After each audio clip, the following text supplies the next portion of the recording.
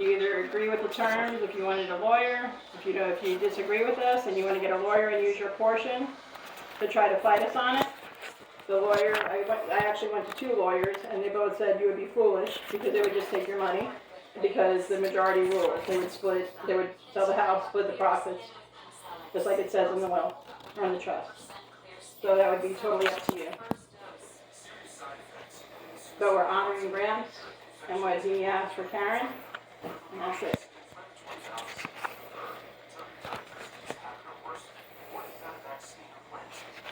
Well, I don't see why it wouldn't be better off used as a rental property, because well, I mean, you have that choice.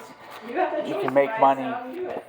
People are living here now, so Okay. All right. What you need to understand, okay, is that if the 7 of us kept our name on this house, okay, you get into financial trouble, like the taxes and the stuff like that. They don't just come after you and take your portion, they take our portion as well, they could even take the house. If any one of us filed bankruptcy, had any tax issues, they can come and take it from us. I asked about all of this because if Karen wanted to stay here, I wanted to give her that option, okay? It's foolish.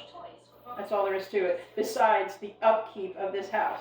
The house needs a new roof. It needs a new awning. It needs, you know what it needs. The bathroom back there is falling in.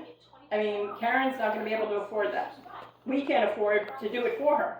So it's better for her to be in a community where she can be taken care of, have everything at hands, walking distance, and that's it. That's really all it comes down to, is making sure. I mean, she's almost 70. It's not like she's getting, I'm sorry, but hey, listen, I'm almost 60, so there you go.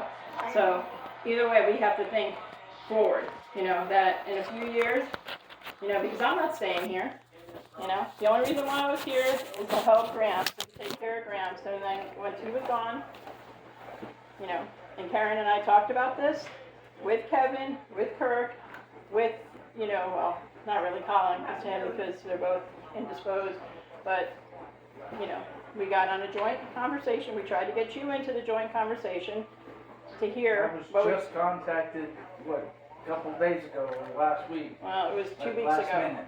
It was 2 weeks ago. 2 weeks And ago, what and I we were got going to do was, the conference. we've already decided. That's the message I got. So where was me in that decision when everybody decided? Well, we knew that you weren't going to sell the house. We knew that you'd live here rent-free for the rest of your life. We knew that. Okay, so we knew overall that you did not want to sell this house. It's an asset that can make money. And if you can make money, like I was explaining to her, just imagine years ago in the 90s, if the house in New York had never been sold, or the house in Astoria had never been sold, and they had been used as rental properties. That would have been, how much that house in New York is worth today? You know what, Christopher? 1.7 million. You know what the fact is that I'm deciding on whether I want to do that as a rental or not. It's not, I understand that completely. The fact is though, is that I have 2 jobs, and I have money in the bank, so I can decide, maybe I'm going to rent that out and go live somewhere else, because I can afford that. You, on the other hand, can't, okay? It makes you be able to afford that because it is an income. You're going to get 1/7 or 1/14 of the rent because you're splitting it with 7 other people. No, not necessarily. Yeah, necessarily, because that's our portion. So tell me how Karen's going to have a place to live, a safe place to live, and you're going to split that amongst us, because that's not very much money. There are ways. Yeah, if you buy us out, absolutely. There are ways. So, but I have no information, so that's the whole point. I can't think of ways or come up with ways without knowing anything. So. Okay, Grams left the house equally to the 7 of us. That's all the information that you need to know. Okay, we're all equal owners in that. Okay, that's it. Nutshell. We're all equal owners.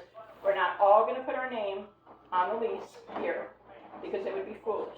We're not going to leave it in Karen's name, because that would be foolish.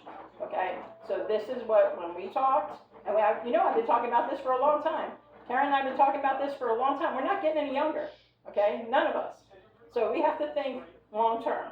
Karen can't be in this house by herself and all this work that needs to be done. There's no, it can't be done, okay? And if she goes, okay, so at 55, By herself. all right, Christopher, I'm not gonna argue with you about your, like, doing stuff and that's money, okay? That's bull crap, okay? That's bull crap. That's not gonna get a roof on here, okay? That's not gonna get a new bathroom rebuilt. That's not gonna get a new awning rebuilt. Okay, Gramps couldn't even do that, and he was making pretty good money, okay? So it's foolish, okay? It's just foolish, that's all. All right, we can't do that. Karen's I know you don't see it, but Yeah, I do see it, because that's might be what I do with my property. If you had another property, you were living somewhere else, self-sufficient, taking care of yourself, I would say absolutely, absolutely, absolutely. But you know, the fact is that Karen could not be in any kind of community with the money that she makes, or even in this house with the money that she makes, without the addition of selling this house. That's all it comes down to.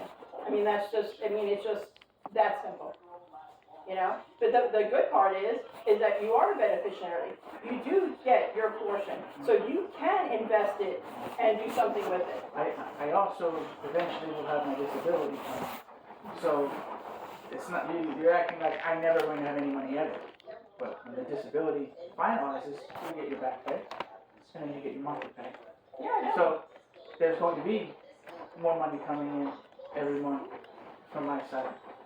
Changes the equation moving forward. That's wonderful. We're So- still not gonna put the house, and the seven of us are I'm our not names. asking you to do that. Right. So once it's said, but Right, so then that's fine. If you can get a loan, absolutely. That's the reason why we gave you that option. If you can use your portion, get a loan, and you can pay us off, you know, fair market value, no discounts because she needs it to live, then yes, absolutely, without a doubt. Stay in this house. You know I have history in this house, that's fine, if that's what you want to do. I don't really care about the house. I care about Karen and where she's going to be in 10 years when she's almost 80. That's it. I want her to be able to have a life, not sitting in this chair with her little art and that's it. I want her to be able to go out and go play bingo with her friends over there, or go see a movie with her friends over there, or go grocery shopping for that matter. I say that all the time. She Well, I has took her to go see an eclipse. That's the reason why she needs to have a place where she can be self-sufficient in that, where they have transportation, where they have other people that are her age that she could be in a community with. That's all inclusive, that can be right there for her, where she could actually, thrive, not only just survive, you know? That's the only agenda here. It doesn't necessarily have to be in a home though. What? The community as a home is the same thing. So. No, they're very nice apartments. And the ones in Orlando, I don't know, Kevin's getting the information for the ones in Carolina, but the ones in Orlando are pretty doggone nice. And I'm even considering it. That's how nice they are. You do whatever.